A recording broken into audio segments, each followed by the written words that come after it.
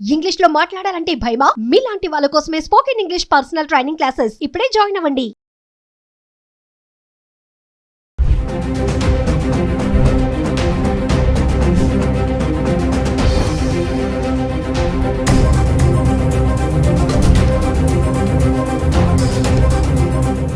జనవరి 20, 2025 సంవత్సరంలో 47వ రాష్ట్రపతిగా ప్రమాణ స్వీకారం చేసిన డొనాల్డ్ ట్రంప్ అమెరికా అధ్యక్షుడు అయిన తర్వాత అక్కడ మరి వైట్ హౌస్లో చాలా సంచలనమైన నిర్ణయాలు తీసుకున్న విషయం మన సుమన్ టీవీ ప్రేక్షకులందరికీ తెలుసు.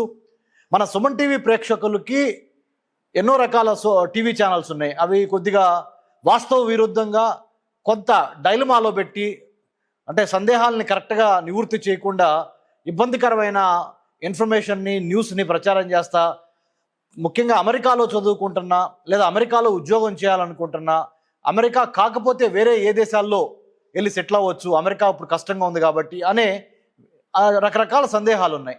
మా పిల్లలు అమెరికాలో ఉన్నారు, F1 స్టూడెంట్ మీద వెళ్ళారు, ఓపీటీలో ఇబ్బంది అవుతుంది, మరి కాలేజ్ అయిపోయింది అక్కడ, కానీ జాబ్ రాలేదు, కానీ స్కాలర్షిప్ లేదు, కట్టలేనంత లోన్లు తీసుకొని అమెరికా వెళ్తాం జరిగింది. మరి దీన్ని ఎట్లా ఎదుర్కోవాలి? మరి ఇండియాలోనేమో లోన్స్ వడ్డీలు పెరిగిపోతున్నాయి, 50 లక్షలు 60 లక్షలు ఎంఎస్ చేయడానికి అమెరికాకు తీసుకున్న పరిస్థితులు కనబడుతున్నాయి. అసలు స్కాలర్షిప్స్ ఉన్నాయా? ఉంటే ఎలా సాధించాలి? ఒక అమెరికాకైనా వేరే దేశాల్లో కూడా ఏమైనా స్కాలర్షిప్స్ ఉన్నాయా అనే తదితర అంశాలు ఇది ఒక అంశం. ఇంకొక అంశం ఏంటంటే H1B.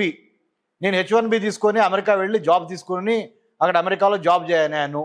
మరి అమెరికా అధ్యక్షుడిగా డొనాల్డ్ ట్రంప్ అధ్యక్ష పదవి స్వీకరించిన తర్వాత ఒక 100 ఎగ్జిక్యూటివ్ ఆర్డర్స్ మీద సంతకం పెట్టారు. అంటే రాష్ట్రపతి ఉత్తర్వులు ఇమ్మీడియట్గా, అంటే కాంగ్రెస్తో అక్కడ ఉన్న పార్లమెంట్తో సంబంధం లేకుండా ప్రెసిడెంట్ డొనాల్డ్ ట్రంప్ సొంతంగా తీసుకున్న నిర్ణయాలు ఒక 100 మరి ప్రపంచం మీద ఆయన ఒక్కొక్కటి రుద్దుతున్నారు. దాంట్లో భాగంగా నా H1B వీసా తీసుకొని వర్క్ పర్మిట్ తీసుకొని ఇక్కడ పనిచేస్తున్నాను, మరి నాకేమన్నా ఇబ్బంది ఉంటుందా ఇక్కడ అనే ఒక సందేహము. ఈ సందేహంతో పాటు మరింకో సందేహం ఏంటంటే ఇప్పుడు నేను అక్కడ ఉన్నాను, నా మీద డిపెండెంట్ అయిన వాళ్ళకి డిపెండెంట్గా వెళ్తానికి H1B నేను అక్కడ ఉన్నాను, కానీ నా మీద ఆధారపడిన మరి కుటుంబ సభ్యులకి వాళ్ళ పరిస్థితి ఏంటి? వాళ్ళకి ఇప్పుడు వీసా వచ్చే అవకాశం ఉందా? అమెరికన్ కాన్సులేట్ హైదరాబాద్లో ఉంది, ఢిల్లీలో ఉంది, మరి కోల్కతాలో ఉంది, ముంబైలో ఉంది, చెన్నైలో ఉంది. మరి ఇక్కడ ఉన్నా కానీ ఇబ్బందిగా ఉంది పరిస్థితి.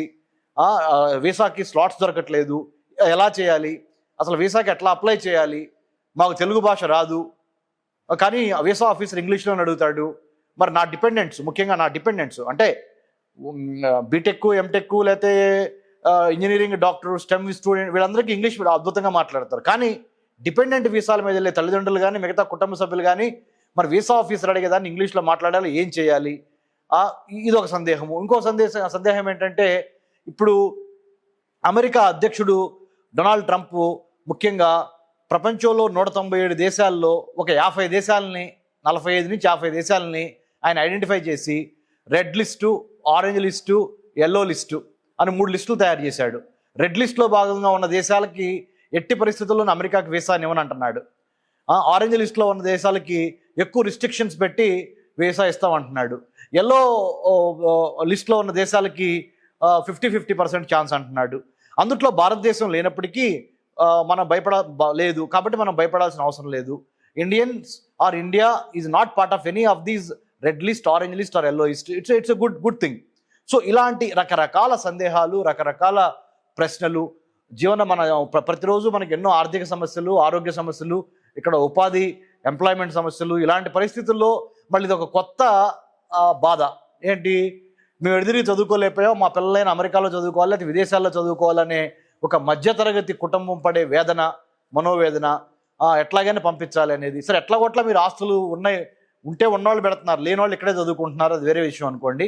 మరి ఇలాంటి పరిస్థితుల్లో అన్ని ఆస్తులు తాకట్టు పెట్టి పంపించినా కానీ అక్కడ ఉద్యోగం వచ్చే పరిస్థితి లేదు, ఇది చదువు అయిన తర్వాత. మన ఆంధ్ర, తెలంగాణ, మన తెలుగు ప్రజలకి మేలు చేయాలనే ఉద్దేశంతో సుమన్ టీవీ ద్వారా మిమ్మల్ని నేను మాట్లాడటం జరుగుతున్నది. ముఖ్యంగా మీరు గమనించాల్సింది నెంబర్ 1, 3 విషయాలు మాట్లాడతాను ఇవాళ దీంట్లో. మొదటి విషయం ఏంటంటే ఈబీ వీసా విధానానికి రద్దు చెప్పి, అంటే ఇన్వెస్ట్మెంట్ వీసా అంటారు. అమెరికాలో మీరు ఒక $8 లక్షల వరకు ఇన్వెస్ట్మెంట్ చేస్తే మీకు గ్రీన్ కార్డుతో పాటు మరి తర్వాత citizenship, permanent resident, PR status, ఇవన్నీ వస్తాయి అనేది మొన్నటి వరకు ఉన్నది. ఆ ఈబీ వీసా విధానాన్ని రద్దు చేసి డొనాల్డ్ ట్రంప్ గారు కొత్తగా మరి గోల్డ్ కార్డ్ అనే విధానాన్ని ప్రవేశపెట్టారు. గోల్డ్ కార్డులో భాగంగా ఒక $5 మిలియన్ $5 మిలియన్ అమెరికన్ డాలర్స్ కనుక ఎవరైతే ఇన్వెస్ట్ చేస్తారో అమెరికాలో, వాళ్ళకి మేము గ్రీన్ కార్డుతో పాటు పర్మనెంట్ రెసిడెన్సీ, సిటిజన్షిప్ ఇస్తాము అని డొనాల్డ్ ట్రంప్ యొక్క ఆర్డర్, ప్రెసిడెన్షియల్ ఆర్డర్, అంటే ఆయన రాష్ట్రపతి ఉత్తర్వు. దాన్ని ఆధారంగా చేసుకొని మరి భారతదేశంలో ఉన్న 140 కోట్ల మంది జనాభాలో ఎంతమంది 44 కోట్ల రూపాయలు ఒక పర్మనెంట్ రెసిడెంట్ అమెరికాలో పౌరసత్వం సంపాదించుకోవడానికి 44 కోట్లు ఎవరు పెట్టగలరు పెట్టుబడి అన్నప్పుడు ఓన్లీ 140 కోట్ల భారతీయుల్లో చాలా తక్కువ మంది పెట్టుబడి పెట్టగలరు. 44 కోట్లు ఒకేసారి తీసుకెళ్ళి అక్కడ కడతామంటే మామూలు విషయం కాదు అమెరికా పౌరసత్వానికి.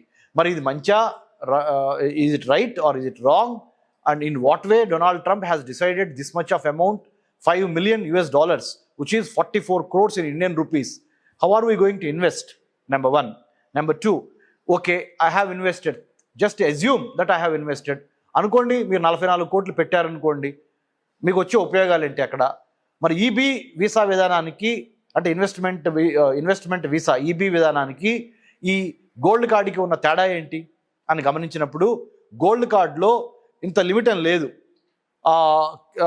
ఇది మీకు శాశ్వత పౌరసత్వం ఉంది అనేది ఒకటి. తర్వాత కోటా ఏమి ఇవ్వలే ఆయన, అంటే ఇంతమంది మాత్రమే గోల్డ్ కార్డు ఎవరైతే కొనుక్కున్నారో $5 మిలియన్ పెట్టి, అంటే 44 కోట్లు పెట్టి ఇంతమంది మాత్రమే అమెరికా రావచ్చు అనే ఒక లిమిట్ ఏం పెట్టలా, క్యాప్ ఏం పెట్టలా. అంటే ప్రపంచంలో 197 దేశాల నుంచి అమెరికాకి ఎంతమంది అయినా వెళ్ళొచ్చు అనేది వాళ్ళ అంచనా.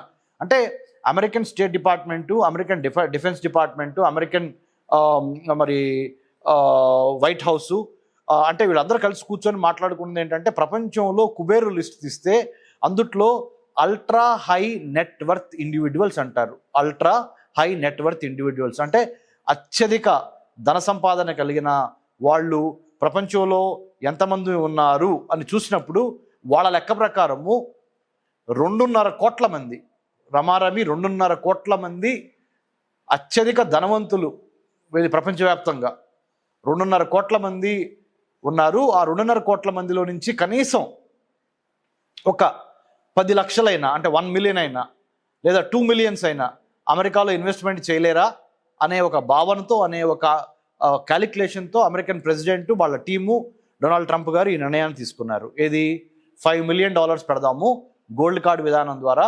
ఎవరికైతే $5 మిలియన్ డబ్బులు ఉంటాయో వాళ్ళే మా దేశానికి రండి, అమెరికాకి, ఇక్కడ ఇన్వెస్ట్మెంట్ చేయండి, ఫుల్ టైం ఎంప్లాయ్మెంట్ అంటే ఇవ్వండి మా వాళ్ళకి, ఎవరికి అమెరికాలో మ్యానుఫ్యాక్చరింగ్ స్పేస్ని పెంచండి, అంటే ఉత్పత్తిని, తయారీ కర్మాగారాలని ఎక్కువ పెంచండి. If you come here, if you invest here, ఇక్కడ ఇన్వెస్ట్మెంట్ చేసి ఫ్యాక్టరీలు పెట్టి ఇక్కడే మ్యానుఫ్యాక్చరింగ్ చేయటం మూలాన, ఇక్కడే ఉత్పత్తి చేయటం మూలాన అమెరికా ఆర్థిక వ్యవస్థ గాడిలో పడుతుంది, ట్రాక్ ఎక్కుద్ది. COVID-19 తర్వాత అమెరికా వ్యవస్థ చిన్నభిన్నమైంది. ఇంకో పక్కన చైనా బాగా రైజ్ అవుతుంది. చైనాని ఎదుర్కోవటానికి, ఆ పోటీకి ఏం చేయాలి అన్నప్పుడు డొనాల్డ్ ట్రంప్ అండ్ టీం తీసుకున్న నిర్ణయం ఏంటంటే ఇది. కాబట్టి ఇది గోల్డ్ కార్డ్ విధానము. ఈ గోల్డ్ కార్డ్ ద్వారా ఎంతమందికి వెళ్ళగలరు అనేది మనం ఆలోచించి చూడాల్సిన విషయము. ఈబీ ఇన్వెస్ట్మెంట్ వీసాకి సంబంధించి మరి నేను ఒక క్యాప్ ఉందని చెప్పాను, అంటే ఇన్ని వేల మంది మాత్రమే అక్కడ ఇన్వెస్ట్మెంట్ చేయాలి యాన్యువల్లీ అని. కానీ గోల్డ్ కార్డ్ విధానం ద్వారా ఎన్ని వేల మంది అయినా సరే గోల్డ్ కార్డు కొనుక్కునే పరిస్థితి ఉంటే కొనుక్కోండి రండి అని చెప్తున్నారు. ఇది గోల్డ్ కార్డ్ వీసా విషయం మీద. మరిన్ని విషయాలు నేను నెక్స్ట్ ఎపిసోడ్లో మీకు చెప్తాను. మీకు 100% మీరు ఒకసారి ఆత్మ అవలోకనం చేసుకోండి, పునశ్చరణ చేసుకోండి. ఏంటంటే మీకు టాలెంట్ ఉండి, నాలెడ్జ్ ఉండి, స్కిల్ ఉంటే భారతదేశం కూడా తీసిపోయింది ఏం కాదు. ఇప్పుడు మనకి మంచి విద్యా వ్యవస్థ ఇప్పుడు మెరుగుపడింది, ఎక్కడైనా ఉండొచ్చు. పరిగెత్తి పాలు తాగే కన్నా నిలబడి నీళ్లు తాగటం అనే ఒక తెలుగు సామెత కరెక్టే ఉంటుంది. But at the same time డబ్బులున్న వాళ్ళు వెళ్ళండి, దానికి మేము వ్యతిరేకం కాదు, అక్కడ ఇన్వెస్ట్మెంట్ చేయండి. కాకపోతే ఇప్పుడు ఈ మధ్య కాలంలో అమెరికాలో గన్ వైలెన్స్ ఎక్కువ పెరిగింది, అమెరికాలో రోడ్ యాక్సిడెంట్స్ ఎక్కువ పెరిగినాయి. మరి అమెరికాలో వేరే దేశస్తుల నుంచి వచ్చి అమెరికాలో సెటిల్ అయిన వాళ్ళ మీద దాడులు ఎక్కువగా, అంటే వైలెన్స్ ఎక్కువగా పెరుగుతుంది మనం చూస్తున్నాం. కాబట్టి ఈ అంశాలన్నింటినీ పరిగణలో తీసుకొని మీకు ఇంకా ఏమన్నా సూచనలు, సలహాలు, better career, better employment counselling కావాలంటే వెల్కమ్. సుమన్ టీవీ ప్రేక్షకులకి ఎటువంటి డైలమా ఉన్నా అమెరికాలో ఇలా ఎలాంటి స్కాలర్షిప్స్ ఉన్నాయి, ఎలా సంపాదించాలి, యుఎస్ తర్వాత ఈ అమెరికా కాకుండా ఇంక ఏ దేశాల్లో సెటిల్ అవ్వచ్చు అనే అంశాల మీద కూడా ఏమైనా ఉంటే నేను చెప్తాను. తప్పకుండా స్కాలర్షిప్స్ ఉన్నాయి. ఆ స్కాలర్షిప్స్ ఉన్నాయి అనే విషయం మనకి తెలియకపోవడం వలన బ్యాంక్ లోన్లు తీసుకుంటున్నారు. నమస్తే, డాక్టర్ రమేష్ కనిగంటి. జై హింద్.